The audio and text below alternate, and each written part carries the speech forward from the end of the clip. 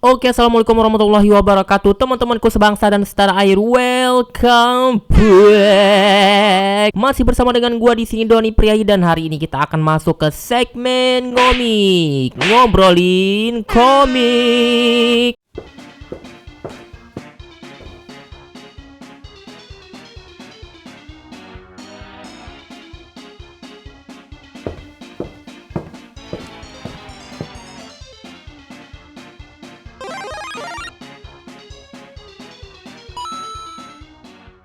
Jadi komik yang akan gua review hari ini adalah ceng ceng ceng ceng. Jadi yang akan gua review hari ini adalah komik dari DC Comics, Crisis on Infinite Earth. Jadi seperti apa komiknya? Yuk langsung kita bahas untuk covernya.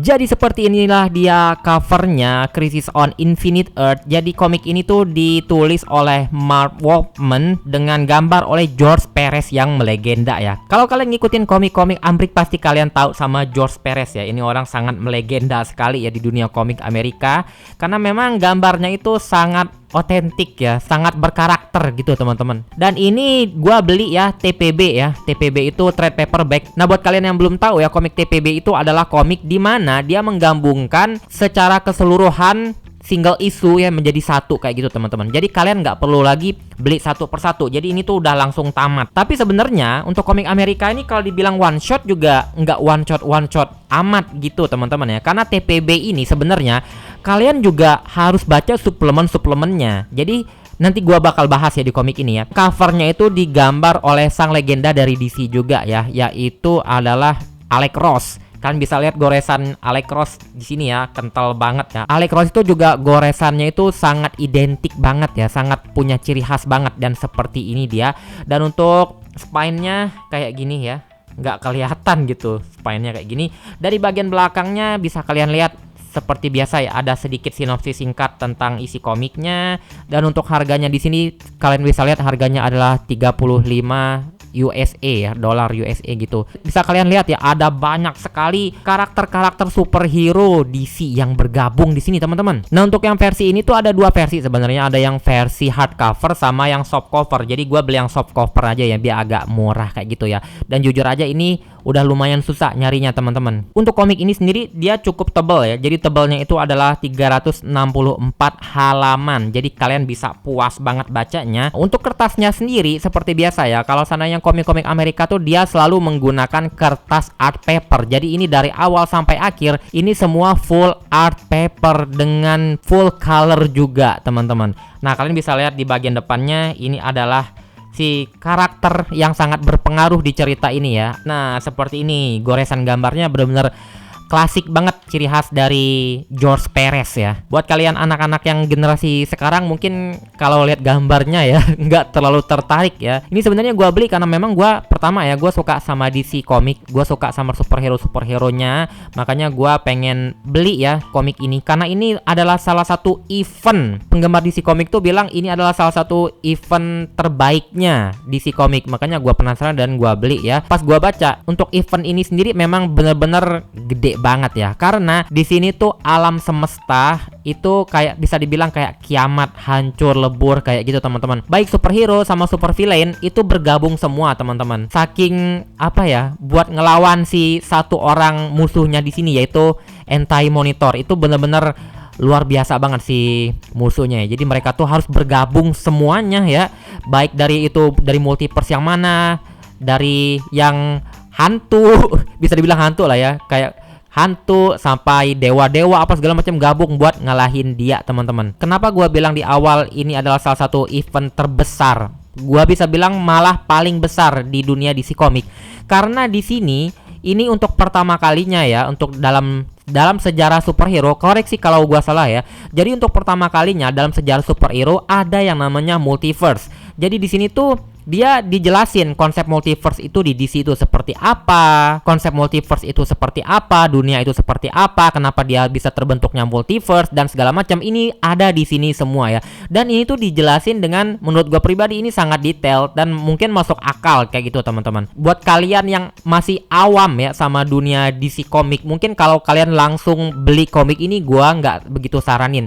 Untuk membaca ini kalian harus mengerti dulu ya karakter-karakter yang ada di DC komik, karena untuk komik ini teman-teman banyak banget karakter superhero-nya ya. Dan di sini juga banyak banget karakter superhero yang gua nggak tahu teman-teman. Jadi kalau kalian langsung baca ke sini kalian bakal kebingungan, ini kok apa. Jadi untuk komik ini tuh memang dihususin buat kalian yang udah pernah atau tahu gitu ya sama seluk-beluk karakter-karakter yang ada di DC komik. Komik ini sebenarnya udah pernah juga dibikin animasinya ya. Cuma kalau gua nonton animasinya ini sangat beda ya. Lumayan beda banget sama yang di versi animasi. Nah, untuk ceritanya seperti ini ya. Jadi intinya mereka itu para superhero dan lainnya pengen menghancurkan si Anti-Monitor karena dia ya bisa dibilang pengen menghancurkan seluruh alam semesta kayak gitu teman-teman. Mereka tuh sampai bolak-balik masa lalu, masa mendatang, masa sekarang.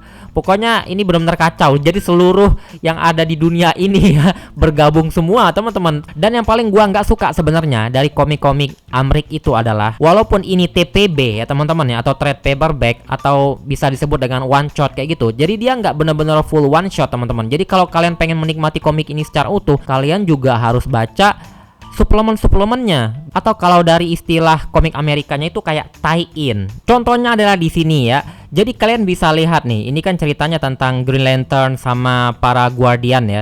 Nah, di sini tiba-tiba ada kayak gini tulisannya teman-teman. Continue in Green Lantern 195 kayak gitu.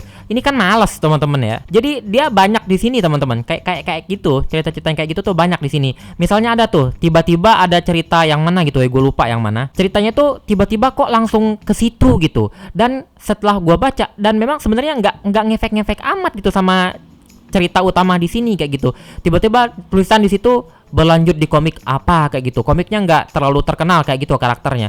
Itu yang bikin malas sebenarnya. Itu salah satu kekurangan dari komik Amerika ya sejauh ini. Dan sampai sekarang gua nggak tahu kenapa mereka masih mempertahankan sistem yang seperti itu. Padahal itu benar-benar nggak enak banget, serius teman-teman. Kita dipaksa untuk beli yang lainnya. Ya kayak untuk melengkapi bacaannya secara utuh. Itu malesin banget teman-teman ya. Untuk plot ceritanya sendiri ya, ini agak sedikit membingungkan.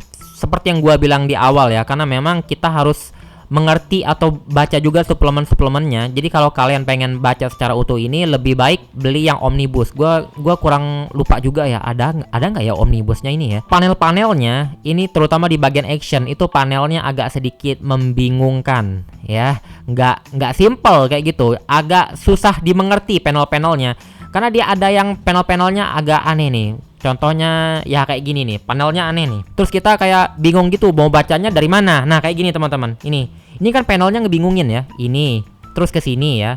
Nah, terus ke sini, ke sini. Nah, terus sebenarnya tuh habis dari sini tuh ke sini dulu atau ke sini dulu kayak gitu. Atau ke sini dulu, dari sini ke sini apa ke sini. Nah, terus ke sini ada yang di sini teman-teman. Yang di sini nggak tahu jadi apakah dari sini ke sini, apakah ke sini, terus ke sini. Jadi itu agak sedikit membingungkan untuk di bagian panelnya. Jadi memang dia nggak terlalu bagus lah. Mungkin karena dia komik lama ya. Jadi ini tuh komik tahun 1985 kalau gua nggak salah. Memang waktu itu mungkin untuk storytelling itu nggak terlalu bagus ya. Jadi belum ada kayak improve gitu buat lebih bagus kayak gitu. Jadi ini tuh kayak masih pengembangan lah dalam dunia perkomikan ya. Dan untuk tata bahasanya sendiri ya, untuk komik ini tuh lumayan enak gua bacanya, nggak terlalu banyak mikir. Beda sama yang komik yang gua beli kemarin itu Infinity Gauntlet. Itu bahasanya bener-bener puitis banget. Bahasanya bahasa-bahasa apa ya?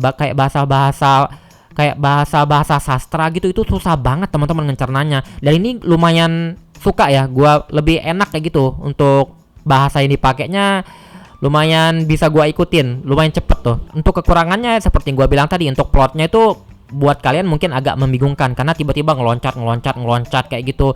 Tiba-tiba berubah ke sini, berubah ke situ tanpa ada kayak nggak berurutan kayak gitulah. Tiba-tiba ke sini, tiba-tiba ke situ, tiba-tiba berubah ke superhero yang lain kayak gitu. Pokoknya ini lumayan capek kalian bacanya.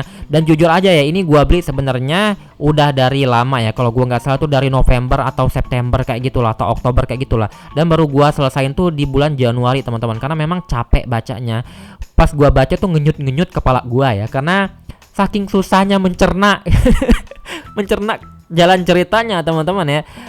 Oke teman-teman, jadi mungkin itu aja sih yang bisa gua review tentang komik ini. Dan untuk harganya sendiri ini gua beli kalau gua nggak salah adalah 585.000 kalau gua nggak salah ya. Untuk link pembelian juga kalau kalian yang penasaran gua sertakan juga di deskripsi. Oke teman-teman, jadi sekian review gua hari ini Crisis on Infinite Earth ya, karangan Mark Wolfman dengan gambar oleh George Perez. Semoga bisa menjadikan referensi buat teman-teman yang pengen ngoleksi komik ini teman-teman. Dan untuk akhir kata gua undur diri dulu. Wassalamualaikum warahmatullahi wabarakatuh dan dadah.